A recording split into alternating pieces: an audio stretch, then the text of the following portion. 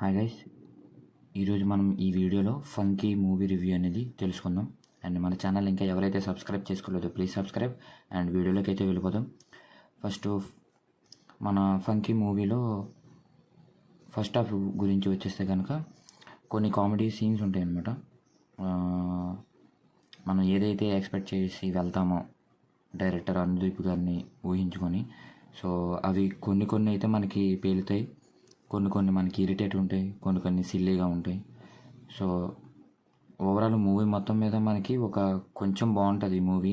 So ఎందుకంటే flat narration ఉంటుంది, మనకి అర్థం కాదనమాట, ఒక స్టోరీ ఉండదు, జస్ట్ కామెడీ కోసం తీశారు అనిపిస్తుంది. చూస్తే కనుక మనకి కొన్ని కామెడీసే మళ్ళీ మనకి కామెడీ జోక్స్ అనేవి వర్కౌట్ అవుతాయి, వన్ లైనర్స్ కూడా అక్కడక్కడ వర్కౌట్ అవుతాయి అన్నమాట. మూవీ అయితే ఓకే, పర్లేదు, వెళ్ళి చూడొచ్చు.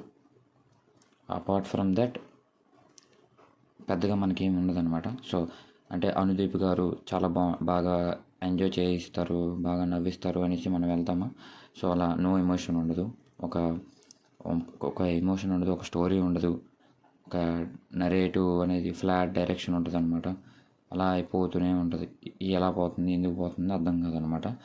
సో మూవీ అయితే ఒకసారి చూడండి ఈ వీక్లో. ఫంకీ మూవీ అయితే మనకి కొన్ని సీన్స్ ఉంటాయి, కొన్ని కనెక్ట్ అవుతాయి అనమాట. కొన్ని కామెడీ సీన్స్ కనెక్ట్ అవుతాయి, ఒక దగ్గర ఒక పర్టికులర్ పోర్షన్ మనకి కనెక్ట్ అవుతుంది, చెల్లి పెళ్ళి అనేసి ఒకటి. అలాగే